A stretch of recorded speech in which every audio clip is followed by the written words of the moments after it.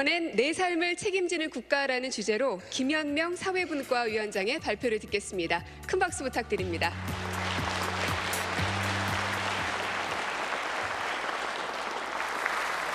네, 사회분과위원장 김연명입니다. 대통령께서 선거 기간 중 국민에게 약속한 내 삶을 책임지는 국가, 이 공약을 충실히 반영하기 위해서 5가지 전략을 만들었습니다. 첫 번째, 모두가 누리는 포용적 복지국가입니다. 어려운 말 아닙니다.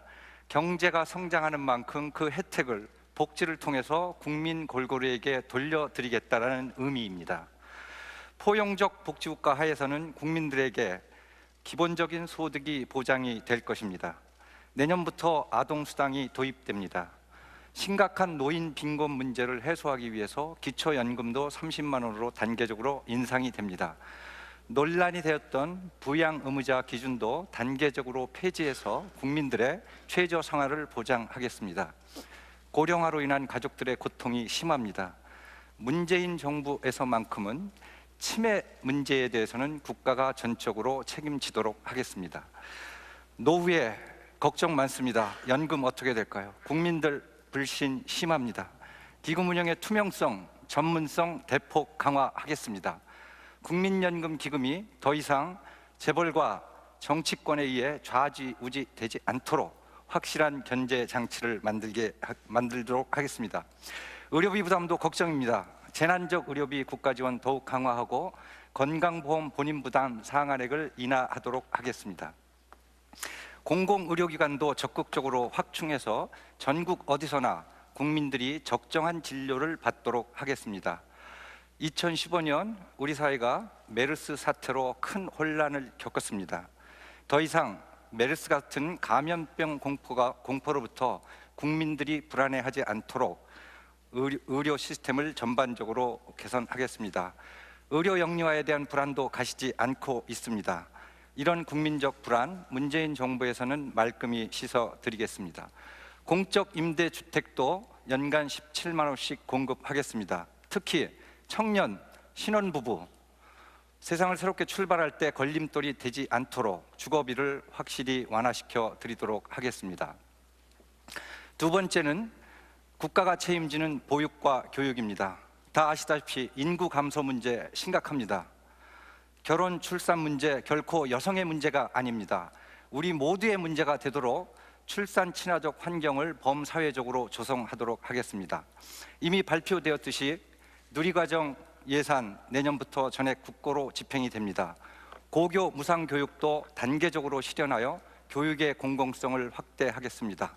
저도 몇 년 전에 제 자식을 대학에 보냈습니다. 대학 교수인 저도 대학 전형 복잡해서 잘 모르겠습니다. 최대한 간소화하겠습니다. 공정성도 높여 국민들, 학부모들의 불안을 덜어드리도록 하겠습니다. 대학 교육, 우리의 미래입니다. 통제 위주의 대학 재정 지원 사업을 근본적으로 재검토하겠습니다. 지방에 있는 거점 국립대 지원을 더 늘리고 공영형 사립대학 모형을 개발하여 고등교육의 경쟁력을 높이겠습니다. 우리 아이들 학교 보낼 때 안전사고 일어날까, 성면 피해 일어날까 걱정이 많습니다. 학교 노후시설 개선 종합계획도 수립하였습니다. 내 삶을 책임지는 국가 세 번째 전략은 국민 안전과 생명을 지키는 안심사회 구축입니다. 세월호 국민들의 가슴속에 응어리 져 있습니다. 이런 사태가 발생했을 때 국민들을 신속히 보호하기 위해 소방, 해경 인력을 확충하는 등 통합적 재난관리 체계를 구축하겠습니다. 가습기, 저도 가습기 살균제의 피해자입니다. 몇 년 전 이유 없는 기침은 한 달 동안 계속한 적이 있었습니다. 그때는 몰랐습니다.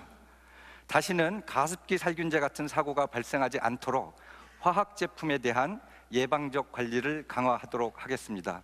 특히 미세먼지 문제, 문재인 정부에서는 확실히 정책적으로 해결하겠습니다. 4대강 문제 많은 국민들이 묻습니다. 어떻게 할 겁니까? 생명력을 복원해서 국민이 사랑하는 4대강이 되도록 돌려드리겠습니다. 원전 감축 문제 상당히 뜨겁습니다. 원전 감축 세계적 추세입니다. 우리도 예외가 될 수 없습니다. 독일 같은 선진국은 이미 탈원전을 철저히 시행하고 있습니다. 수십 년이 걸리는 탈원전, 지금부터 차근차근 준비해야 됩니다. 우리 자손을 위해서입니다. 네 번째 전략은 노동이 존중되고 성평등이 보장되는 공정사회 구축입니다. 노동자, 우리 사회에서 그동안 경제성장의 희생양 취급받았습니다. 문재인 정부는 노동이 존중받는 사회를 만들도록 하겠습니다. 국제노동기구의 협약을 비준하여 노동기본권을 신장하고 노동자의 권리를 보장하겠습니다. 특히 노사관계 제도의 개선은 반드시 노사정 사회적 협약을 통해 추진하겠습니다. 노동시장 격차 문제, 우리 사회를 공정사회로 이끌어가는 데 최대 걸림돌입니다. 비정규직에 대한 차별 확실히 개선하겠습니다. 최저임금 이미 인상이 시작됐습니다. 공정임금 구축해서 노동자들의 격차를 해소하겠습니다. 우리 사회 부끄러운 자화상 남녀 불평등 문제입니다. 한국 사회의 발전을 가로막는 아킬레스건입니다. 실질적인 성평등 사회 실현을 위해 대통령 직속으로 성평등위원회 실시를 추진하겠습니다. 그리고 더욱 많은 여성들이 공적장에 나갈 수 있도록 여성 대표성을 제고하는 정책을 마련하였습니다. 마지막으로 자유와 창의가 넘치는 문화국가 수립 전략입니다. 이 전략을 통해 지역 주민들이 동네에서 일상적인 문화를 향유하도록 하겠습니다. 특히 과거 정부에서 문제가 되었던 예술인의 자유로운 창작권을 확실히 보장하겠습니다. 예술인이 경제적 어려움을 겪지 않고 창작 활동에 전념하도록 지원하겠습니다. 컨텐츠 및 방송통신 시장의 불공정 거래도 대폭 개선하도록 하겠습니다. 우리 사회 불명예 중에 하나 또 있습니다. 바로 장시간 노동입니다. 노동자들의 휴식 있는 삶이 절대적으로 필요합니다. 법정 근로시간 정상화시키고 대체 공휴일도 확대하겠습니다. 5,000년 역사를 가진 민족입니다. 전국에 다양한 문화 콘텐츠가 산재되어 있습니다.